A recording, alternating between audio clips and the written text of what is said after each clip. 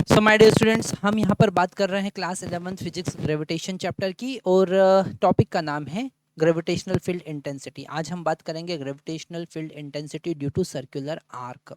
Okay, और इससे related JEE में नीट में क्वेश्चंस बनते हैं, तो ध्यान से आपको समझना पड़ेगा। लास्ट ईयर भी इससे रिलेटेड जेई में एक क्वेश्चन बना था जिसमें उन्होंने सेमी सर्कुलर रिंग की बात की थी। तो हम यहाँ पर बात कर रहे हैं gravitational field intensity E. okay, gravitational field intensity E due to circular arc। okay, due to circular arc। और यहाँ पर हम इस सर्कुलर आर्क के सेंटर पर ग्रेविटेशनल फील्ड इंटेंसिटी फाइंड कर रहे हैं। तो हमारे पास में एक एक आर्क है ना, या फिर हम बोल सकते हैं एक रॉड है। हमारे पास में एक रॉड है जिसको हमने एक सर्कुलर फॉर्म में बेंड किया हुआ है। ओके, थोड़ा सा इसको अच्छे से बना लेते हैं। एक सर्कुलर फॉर्म में हमने इसको बेंड किया हुआ है, ठीक है, ऐसा। और इसके सेंटर पर हमको ग्रेविटेशनल फील्ड इंटेंसिटी फाइंड करना है। तो यहाँ पर जो ग्रेविटेशनल फील्ड इंटेंसिटी होगी उसको फाइंड करने के लिए कुछ कॉन्सेप्ट हम याद कर लेते हैं।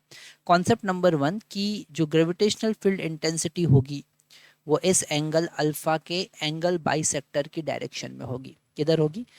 एंगल बाइसेक्टर के डायरेक्शन में होगी। क्यों? क्योंकि जो जैसा इसने जिसको हमने जिस तरीके से यहाँ पर रखा है उसके अकॉर्डिंग जो वर्टिकल कंपोनेंट है वो कैंसिल होंगे और हॉरिजॉन्टल कंपोनेंट ही बचेंगे। तो सबसे फर्स्ट पॉइंट हमको यहाँ पर नोट कर लेना है कि direction of gravitational field will be direction of gravitational field E is along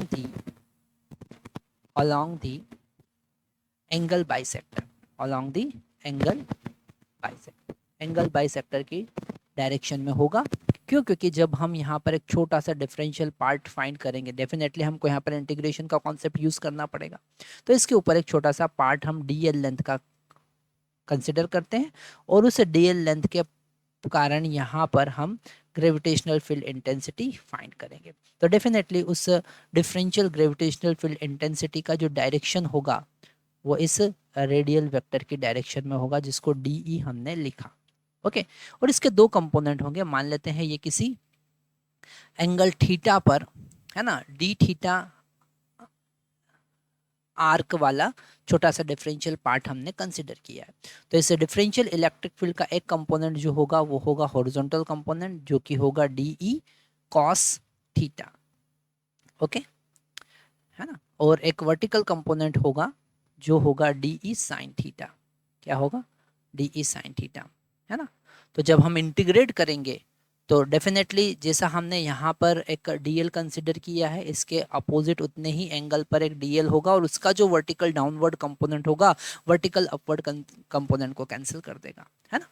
जैसे हमने यहाँ पर एक पार्ट कंसिडर किया तो यहाँ पर जो डीई बनेगा उसका एक वर्टिकल डाउनवर्ड कंपोनेंट होगा और अपवर्ड कंपोनेंट को डाउनवर्ड कंपोनेंट कैंसिल कर देगा। तो वर्टिकल कंपोनेंट 0 होगा। तो आप डायरेक्टली लिख सकते हैं कि vertical component will cancel out due to symmetricity. whatever the vertical upward, the same amount of vertical downward component will present. So you can write vertical component will cancel out. हम यहाँ पर लिखेंगे vertical component due to symmetricity. Okay, due to symmetricity, है ना, vertical component मतलब कि वो component जो एंगल बाइसेक्टर के परपेंडिकुलर है कैंसिल हो जाएगा। कंपोनेंट विल कैंसिल आउट,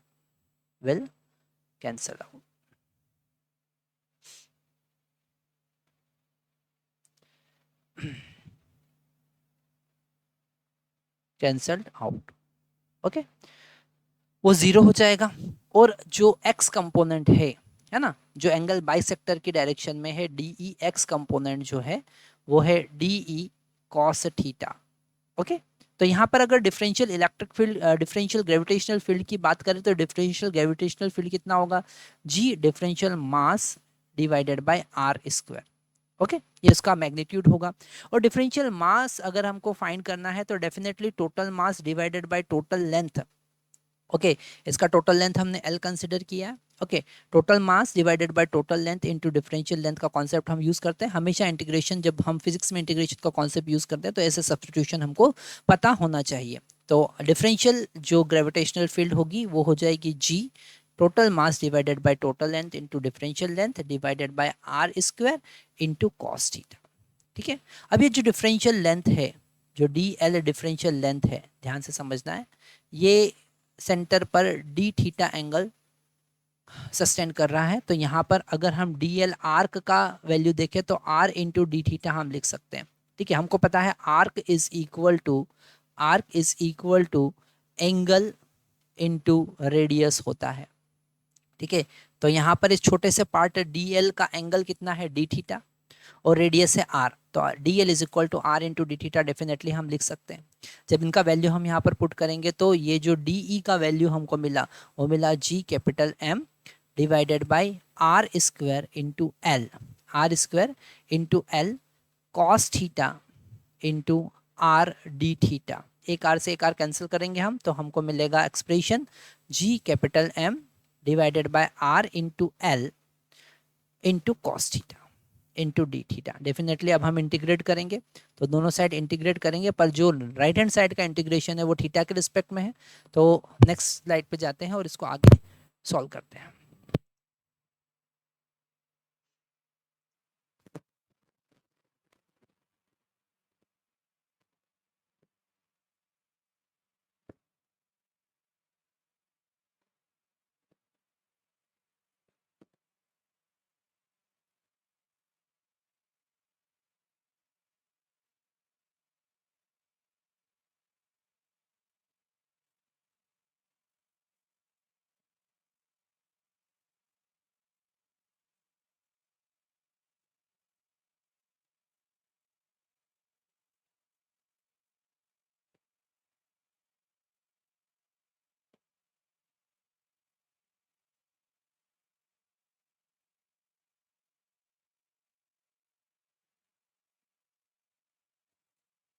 उसको दो पार्ट में डिवाइड किया अल्फा बाई 2 और ऊपर वाला जो बी पार्ट होगा उसका एंगल कितना होगा अल्फा बाई 2। तो नीचे वाला माइनस अल्फा बाई 2 ऊपर वाला प्लस अल्फा बाई 2।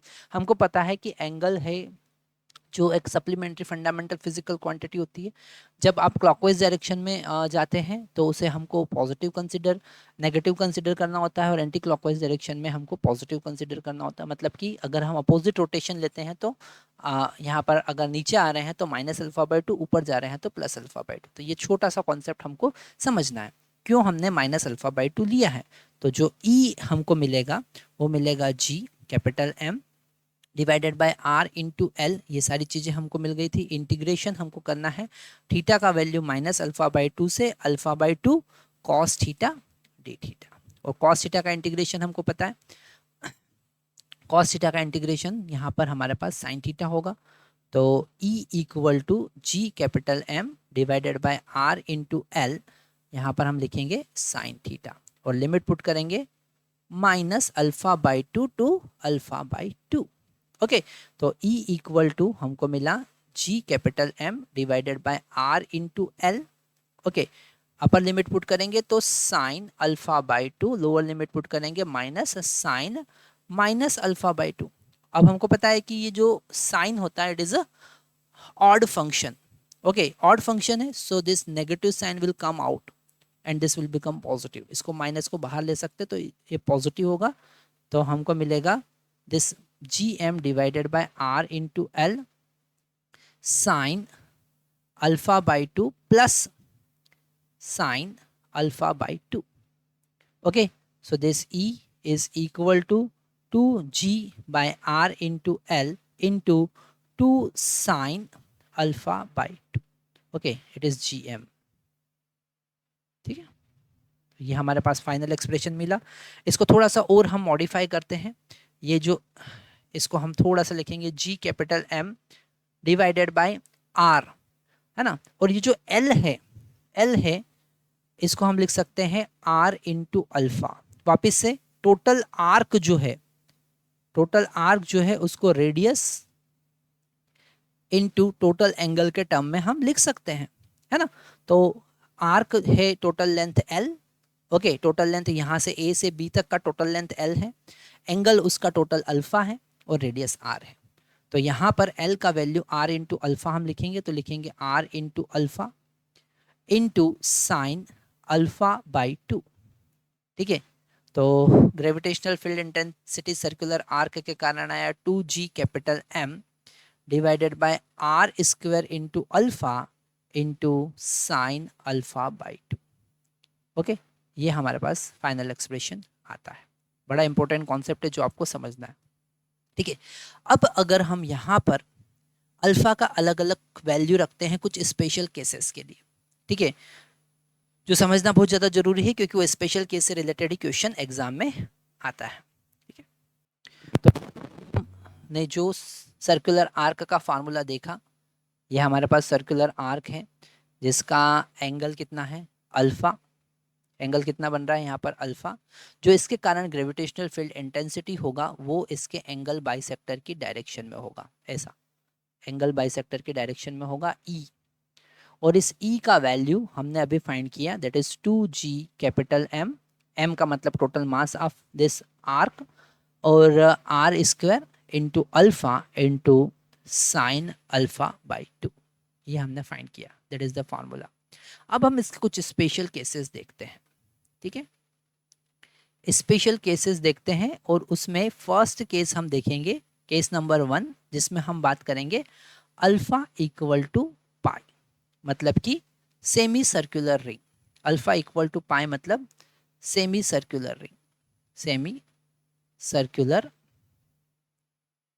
रिंग, ठीक है। अगर हम सेमी सर्कुलर रिंग की बात करेंगे तो यहाँ पर अल्फा का वैल्यू हम पाई पुट करेंगे, तो E इक्वल टू हमको मिला 2G capital M by R square into pi by pi into pi sine pi by 2, और साइन पाई बाई 2 कितना होता है 1 होता है, मतलब ये हमारे पास फाइनल एक्सप्रेशन आ गया G equal to E equal to 2G capital M divided by R square into pi, ठीक है। ये हमारे पास में सेमी सर्कुलर रिंग के कारण ग्रेविटेशनल फील्ड इंटेंसिटी आया। सेकेंड केस हम देखते हैं जिसमें हम बात करेंगे alpha equal to pi by 2, मतलब कि अगर आर्क जो है वो राइट एंगल का आर्क है ना, 90 डिग्री वाला है, क्वार्टर पार्ट लाइक दैट, ठीक है। तो इसके कारण ग्रेविटेशनल फील्ड इंटेंसिटी मतलब हम फार्मूला पुट करेंगे 2G capital M divided by R square into pi by 2 into sine pi by 4 हो जाएगा ये, और साइन पाई बाई 4 कितना होता है 1/√2, है ना। तो हमको एक्सप्रेशन मिला ये 2 to 4 हो जाएगा, सो 4G capital M divided by R square into √2, pi R square into √2, okay. तो ये भी एक बहुत अच्छा एक्सप्रेशन हमको यहाँ पर मिलता है ना, जो 45 डिग्री होगा इसका, उस डायरेक्शन में ग्रेविटेशनल फील्ड इंटेंसिटी होगा 45 डिग्री पर। ऐसे ही सेमी सर्कल की बात करेंगे तो इसका जो एंगल बाइसेक्टर होगा, मतलब इसके डायमीटर के परपेंडिकुलर इस डायरेक्शन में ग्रेविटेशनल फील्ड इंटेंसिटी होगा, है ना। ऐसे आप अलग अलग के लिए 30 डिग्री के लिए हर एंगल के लिए आप ग्रेविटेशनल फील्ड इंटेंसिटी फाइंड कर सकते हैं, है ना। अभी हम आपको 2024 में आया हुआ क्वेश्चन बता रहे हैं जो इसी कॉन्सेप्ट पे बेस्ड है, ठीक है। मतलब जो आज आपने कॉन्सेप्ट पढ़ा है डेफिनेटली बहुत इंपॉर्टेंट है क्योंकि इससे रिलेटेड डायरेक्टली क्वेश्चन एग्जाम में आते हैं। तो नेक्स्ट स्लाइड पर हम वही देख रहे हैं, हम देख रहे हैं जो क्वेश्चन आया हुआ है, और क्वेश्चन एज असाइनमेंट में हम आपको देंगे और आपको उसका आंसर हमको बताना है। आप देख सकते हैं कि अगर आपने बेसिक कॉन्सेप्ट भी पढ़े हैं तो आप जेई के सारे क्वेश्चन बहुत ईजिली सॉल्व कर सकते हैं। ने जो कॉन्सेप्ट देखा उस कॉन्सेप्ट में अगर हमारे पास में एक अल्फा आर्क वाला सर्कुलर आर्क होता है, अल्फा एंगल वाला सर्कुलर आर्क होता है ना, जैसे ये एक सर्कुलर आर्क है जिसका एंगल अल्फा है ना। तो इसकी जो ग्रेविटेशनल फील्ड होगी वो इसके एंगल बाइसेक्टर की डायरेक्शन में होगी, ये एंगल अल्फा है, और इसका जो ग्रेविटेशनल फील्ड इंटेंसिटी हमने फाइंड किया है वो है G 2G capital M divided by R square into alpha into sine alpha by 2। इसका स्पेशल केस अभी हमने देखा कि अगर हम अल्फा का वैल्यू पाई पुट कर देते हैं, मतलब सेमी सर्कल की बात करते हैं, तो E इक्वल टू हमको मिला 2G कैपिटल M, और ये 1 हो जाएगा क्योंकि पाई बाई 2 1 होगा, okay, divided by R square into pi. Okay, ये हमारे पास में अभी जो कॉन्सेप्ट पढ़ा उसी पे बेस्ड आप देख सकते हैं 2024 में यहाँ पर क्वेश्चन आया हुआ है हमारे पास में। क्वेश्चन में क्लियर गिवन है कि अगर a metal wire of uniform mass density having length L and mass M, okay, bend in form of semicircle and a particle of mass M is placed at the center of arc, okay, then the gravitational force on this particle will be। तो यहाँ पर सबसे पहले अगर हम gravitational field intensity की बात करेंगे इस सेमी सर्कल के कारण, है ना, ग्रेविटेशनल फील्ड इंटेंसिटी की बात करेंगे तो E इक्वल टू हमको मिलेगा 2G capital M divided by R square into पाई, है ना। R का वैल्यू हम पुट कर सकते हैं R इंटू अल्फा का वैल्यू यहाँ पर कितना है पाई, मतलब pi R equal to L यहाँ पर गिवन है, मतलब R स्क्वायर इज इक्वल टू होगा L square divided by pi, जो हम यहाँ पर पुट कर देंगे तो E इक्वल टू हमको मिलेगा 2G M, है ना। यहाँ पर उन्होंने कैपिटल M दे रखा तो कैपिटल M ही हम पुट करेंगे, capital M divided bye L square by pi square into पाई, मतलब पाई से पाई यहाँ पर कैंसिल हो जाएगा, तो हमको मिलेगा 2G capital M into pi divided by L square. और अगर हम ग्रेविटेशनल फोर्स की बात करते हैं, तो हमको पता है ग्रेविटेशनल फील्ड इंटेंसिटी ही F/m होता है। अगर हमने यहाँ पर एक छोटा सा पार्टिकल M रखा हुआ है, ओके, तो इस पर जो फोर्स लगेगा पर यूनिट मास वही ग्रेविटेशनल फील्ड इंटेंसिटी होगा, मतलब F equal to M into E होगा, है ना। मतलब F इक्वल टू यहाँ पर हम M का इसमें मल्टीप्लाई कर देंगे तो 2G capital M small m pi divided by L square, है ना। तो अगर ये कॉन्सेप्ट हमने डायरेक्टली समझ लिया है, इसका मतलब आप डायरेक्ट यहाँ पर आंसर लिख सकते हैं। डेफिनेटली हमारे पास में डी ऑप्शन यहाँ पर करेक्ट ऑप्शन हमको मिल रहा है, ऑप्शन नंबर डी जो है वो करेक्ट ऑप्शन है, ठीक है। जो बेसिक कॉन्सेप्ट है वही हम अगर लेके चलते हैं तो हमारा जेई के और नीट के सारे क्वेश्चन हम बहुत इजीली सॉल्व कर पाएंगे। यहाँ पर बेसिक मैथमेटिक्स हमारा स्ट्रांग होना चाहिए।